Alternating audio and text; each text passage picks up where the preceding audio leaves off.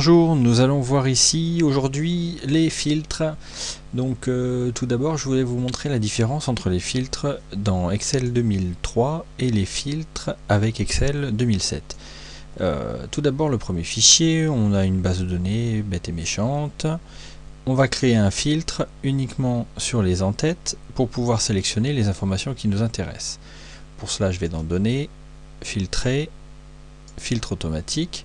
Il me rajoute les menus déroulants des filtres et je vais pouvoir sélectionner si je veux faire apparaître juste une personne par ici, ou si je veux filtrer sur un service pour voir apparaître l'ensemble des personnes de ce service. Vous remarquerez que j'ai inséré ici une cellule avec une fonction sous-total. Cette fonction me permet d'afficher le total uniquement de ce qui apparaît dans les filtres. Voilà, on a déjà vu cette fonction un peu plus tôt. Je vous laisse faire référence et aller vérifier cette fonction. Voilà, alors vous voyez, c'est assez simple, ça permet de faire les sélections qu'on veut et vous voyez que dans les différents menus il y a plusieurs informations. Mais la possibilité de faire un tri croissant, un tri décroissant, de faire apparaître tous, ce que j'ai déjà utilisé quand je veux réapparaître la liste complète. On peut faire apparaître les 10 premiers ou faire un filtre personnalisé. Si on lance le personnalisé, vous récupérez une petite boîte de dialogue qui vous permet de faire une sélection, donc on peut en faire deux. Avec la première chose égale, on peut sélectionner directement celui qui nous intéresse, ou on pourrait très bien saisir quelque chose dedans et lui demander de rechercher dans une grande liste si on ne connaît pas forcément l'information. Mais il n'y a pas que la partie égale. Vous pouvez trouver un statut différent, soit rien du tout, soit différent de, supérieur à, supérieur ou égal à, inférieur et inférieur ou égal à, mais aussi, qui est assez intéressant, commence par, ne commence pas par, se termine par ou ne se termine pas par, ou tout simplement contient. Si par exemple je cherche à avoir contient disons deux caractères, un P et un L par exemple, et que je lui dis OK, vous voyez, il m'a ressorti tous ceux qui contiennent un P et un L, donc ici employé. Voilà, pour refaire apparaître tout, statut et tous. Voilà, c'est assez simple, assez facile d'accès. Vous avez aussi la possibilité de créer des filtres élaborés. Alors le filtre élaboré, qu'est-ce que c'est? C'est en fait un filtre un peu plus complexe. Vous remarquerez que j'avais créé par avance des champs. Le filtre élaboré, c'est de dire voilà, je veux filtrer sur un tableau, donc ici soit directement sur place, soit envoyer le filtre dans un autre emplacement de la page. Les éléments de la plage, donc ici, qui sont sélectionnés, vous voyez encadrés, de A2 à E18. Une zone de critères, qui est ici de H2 à I3, donc c'est ce qui correspond à ce que j'ai intégré en haut, ce qui vous permet de venir après modifier les informations et de venir saisir à la place de cadre. Vous pouvez très bien mettre employé, agent de maîtrise, et automatiquement on va lui demander de copier dans un autre emplacement, et ce nouvel emplacement c'est de H à J. Donc si je lui dis OK, voilà, il n'a pas modifié le premier tableau, il est venu mettre en fonction des critères que j'avais déterminés ici les éléments dans ce petit tableau.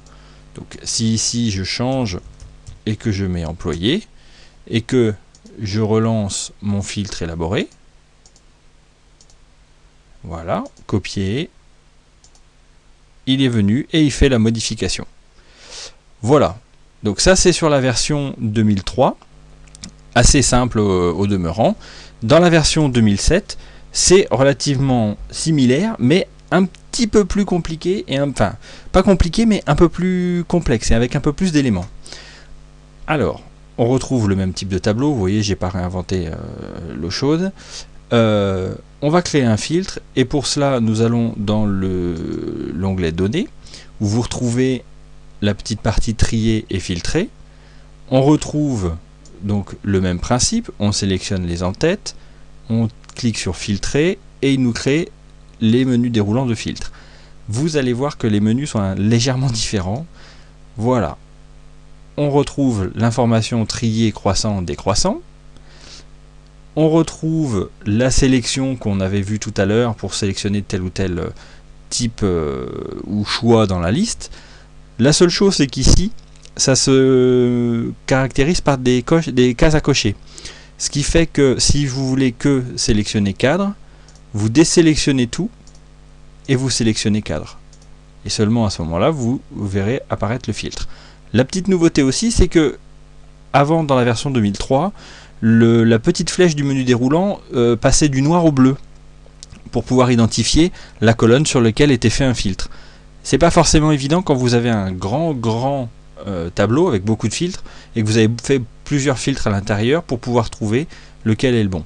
Aujourd'hui, vous retrouverez donc le petit entonnoir du filtre qui permet d'identifier la colonne sur laquelle ça a été fait, et vous voyez la petite info bulle où il vous met que la statue est égale à cadre. Voilà, là ça permet de récupérer le filtre. Ici, les éléments ont changé, il a mis une petite coche pour indiquer qu'on a effectivement un filtre en cours. Donc il suffit de recliquer sur sélectionner tout et le tableau réapparaît complètement. Une petite nouveauté est le tri par couleur. Alors, si on se place dans le champ service et que on veut afficher les différents éléments, on retrouve tri par couleur. On peut trier toutes les cellules uniquement en fonction de la couleur de remplissage, mais surtout on peut faire un filtre par couleur, ce qui vous permet de sélectionner uniquement ce qui vous intéresse. Quand vous listez un grand tableau et que vous mettez des couleurs là où vous estimez avoir une information intéressante, avec le filtre ça vous permettra de les ressortir. Vous voyez la petite coche pour vous indiquer que le filtre est fait sur la couleur et pas sur un autre élément. Alors si on décoche, voilà, et si on va voir les filtres textuels, vous récupérez les mêmes informations que nous avons vues dans la boîte de dialogue tout à l'heure, à savoir est égal à, est différent de, commence par, se termine par, contient, ne contient pas, et l'élément filtre personnalisé où vous récupérez la même boîte de dialogue avec tous les éléments.